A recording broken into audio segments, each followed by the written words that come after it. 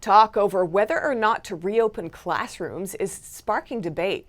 In New York City, the largest school district in the nation, the mayor announced his plan for starting a hybrid learning model, complete with some online instruction and some in-class instruction. But the state governor says not so fast. NTD's Melina Weisskopf tells us more. Over 1 million students here in New York City are still unsure over whether they'll go back to school this September. The mayor and governor are at odds as to whether or not to reopen them, while the Trump administration is urging schools to fully reopen. City Mayor Bill de Blasio announced a plan Wednesday to have a hybrid learning model so as to maintain social distancing. He says it will be done by students rotating days throughout the week for attending class in person and taking classes online. Here's the deal. For the vast majority of kids in the vast majority of schools, you'll be going to school, to the classroom, either 2 days a week or 3 days a week. But the U.S. Education Secretary Betsy DeVos rejects this model.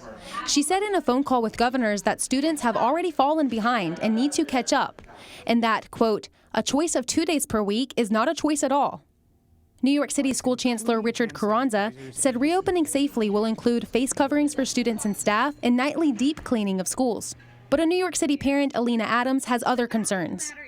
I'm not nervous about the virus per se. If I'm more nervous about anything, it's actually the public transportation that they both take to get to school. That's a piece that we're not really discussing. With 2 teenage kids, she says they're capable of deciding whether or not they feel comfortable going back or continuing with online classes. She said that times like these call for making sacrifices, and she's okay with that. There have been people and kids for whom it is easier to learn at home, and there have been kids for whom it is very, very difficult to learn at home. Let kids who are thriving learning on their own stay home so that kids who need face-to-face interaction can be given a seat at schools. But she won't know until at least August what to expect for next school year.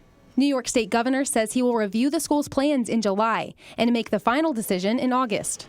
President Trump, on the other hand, is urging governors to reopen schools. In a tweet this morning, he said he may cut off funding if they keep kids out of classrooms.